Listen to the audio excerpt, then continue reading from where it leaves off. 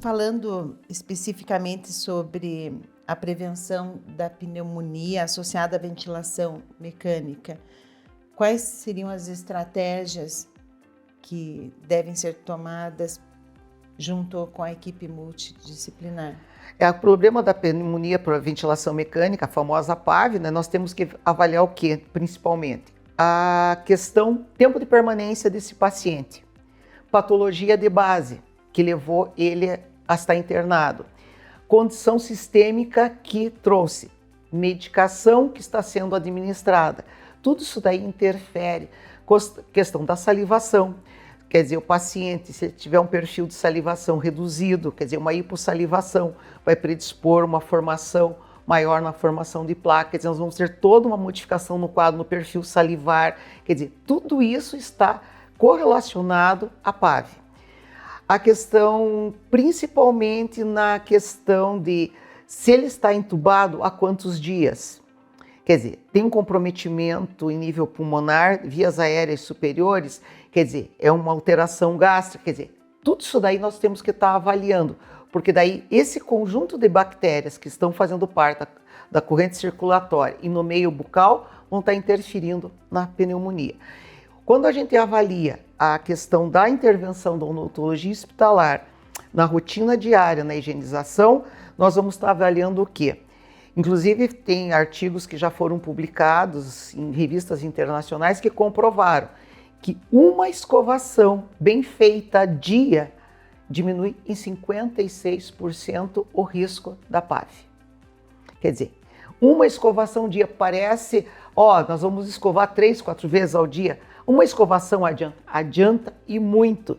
Por quê? Porque nós vamos estar removendo o foco inicial do problema, que é o nível de bactérias. Nós vamos estar modificando esse meio bucal, evitando essa deglutição, que durante o manuseio, seja pela enfermagem, seja pela fisioterapia, durante a aspiração e durante a própria odontologia, num procedimento, nós vamos estar fazendo com que esse paciente degluta as bactérias presentes no meio bucal, facilitando a instalação da PAV. E durante os últimos anos em que nós tivemos a pandemia, viu-se realmente a necessidade da inserção do cirurgião dentista no hospital e com certeza a sociedade viu isso. Inclusive a questão da atuação não somente na Covid, mas principalmente em nível de unidades de terapias intensivas. A utilização inclusive das PICs foi uma coisa de extrema valia e importância. Foi avaliado, inclusive eu tive a oportunidade de trabalhar dentro do hospital que eu trabalhava em Ponta Grossa, a rotina, tanto a utilização da ozonioterapia, que foi fantástica na questão de você melhorar o quadro, de baixar o índice de contaminação comprovado, inclusive com testes, a gente fez testes de cultura, que nós tivemos inclusive pseudomonas com regressão em 3 dias, pacientes que tinham comprometimento em nível de traqueostomia, quer dizer, a gente aplicando a ozonioterapia, baixando o índice de contaminação desse paciente, a condição o nível de cultura praticamente zerado. Não somente isso, dentro da parte de aromaterapia, no conforto de pacientes oncológicos principalmente, a parte de você trabalhar terapias marmas, que seria dentro do Ayurveda, através dos olhos, no equilíbrio desse paciente, do emocional, principalmente pacientes que muitas vezes saíam da sedação, você fazer uma estabilização desse paciente. E isso todo dentista está habilitado dentro da odontologia hospitalar, se ele tiver a formação, eu sou terapeuta Ayurveda, poder estar atuando. Quer dizer, então você vê toda essa rotina sendo estabelecida. Aí o dentista entra de uma forma a ser valorizado. Inclusive eu tive a anuência dos chefes da UTI, dos médicos e chefes da UTI, para poder estar executando esse tipo de trabalho. Quer dizer, então a gente coloca, por que colocar na graduação tudo isso para o aluno? Mostrando a valorização enquanto profissional de saúde, enquanto equipe multiprofissional e atuação específica. O dentista tem um papel muito importante dentro de um hospital.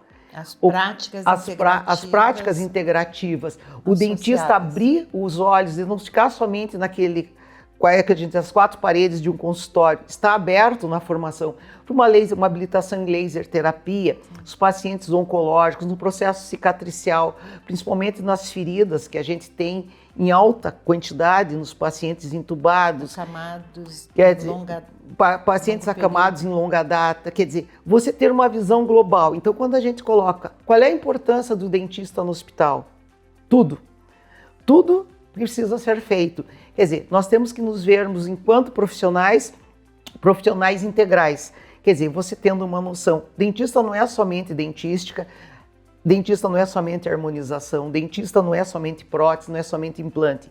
O dentista é um profissional de saúde que precisa estar integrado dentro de um sistema.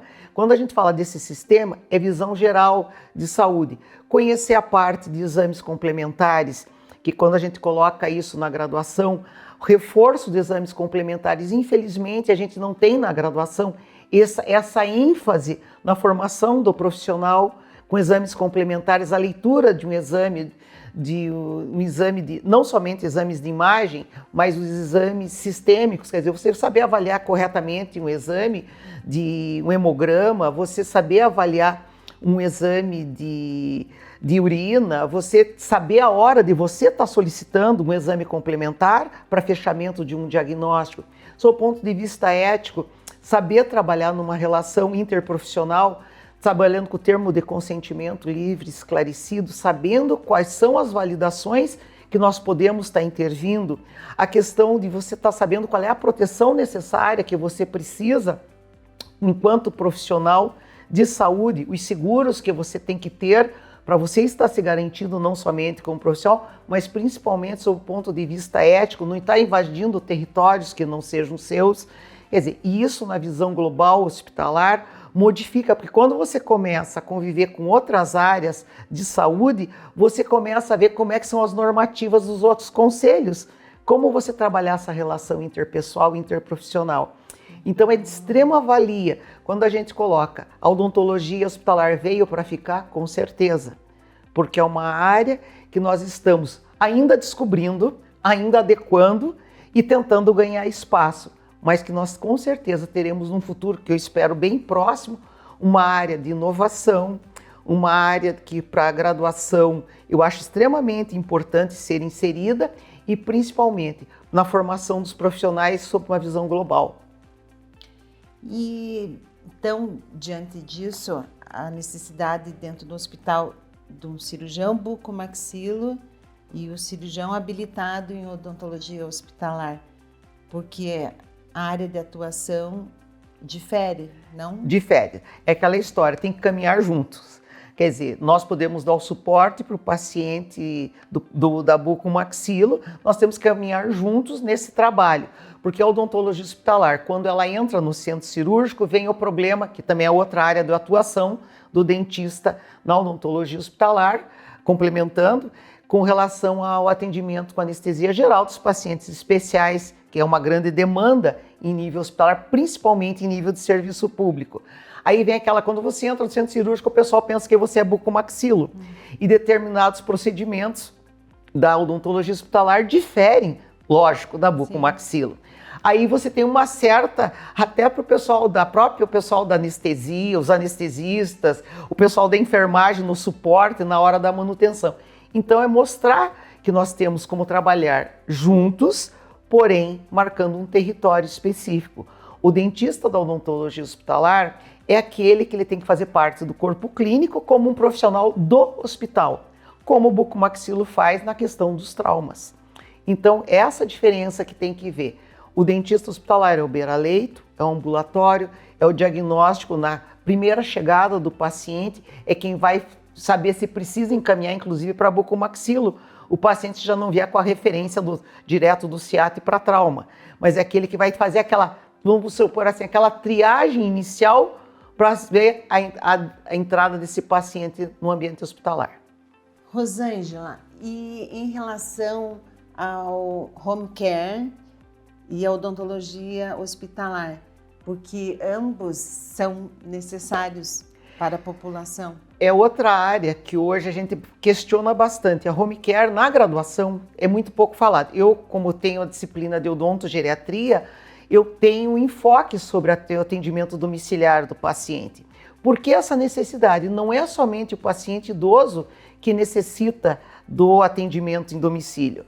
Um paciente com comprometimentos neurológicos, um paciente especial, um paciente transplantado, um paciente que sequelado de alguma condição, paciente oncológico. E quando a gente coloca isso na rotina, os alunos ficam, mas eu não sei como é que eu vou fazer, inclusive acesso aos equipamentos, como fazer, quer dizer, você tem que estabelecer um protocolo no atendimento, existem cursos, inclusive mentorias para formação de como você se inserir na casa do paciente. Quando a gente coloca isso na questão da odontologia hospitalar, sabido é que nós tivemos problemas, inclusive na aceitação, do ponto de vista de legislação, para implementar a odontologia hospitalar sob atendimento de vista domiciliar. Porque dentro do sistema público já existem outras áreas, perante a saúde da família, que tem esse lado do atendimento com suporte dos agentes comunitários, o pessoal de enfermagem, inclusive tendo o dentista.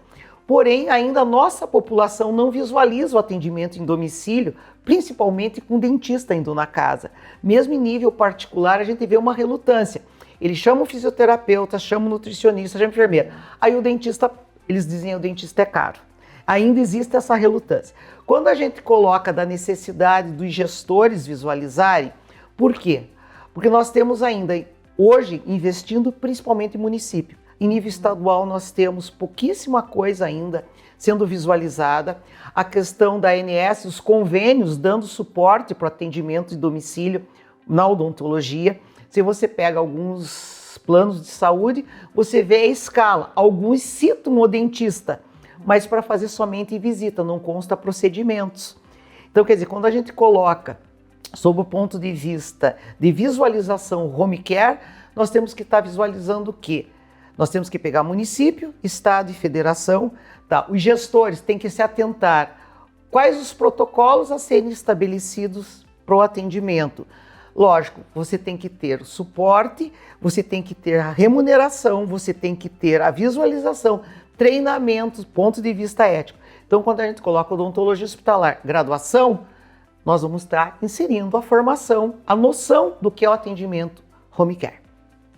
Bom, antes de mais nada, eu gostaria de estar agradecendo à Câmara Técnica desse nosso conselho pela possibilidade de estar não somente divulgando a odontologia hospitalar, mas mostrando aos profissionais, aos colegas e aos leigos também, uma vez que isso vai ser disponibilizado nas redes sociais, mostrando quem é o dentista na atualidade, o que é a odontologia hospitalar, para que veio, para que serve e o que estamos fazendo.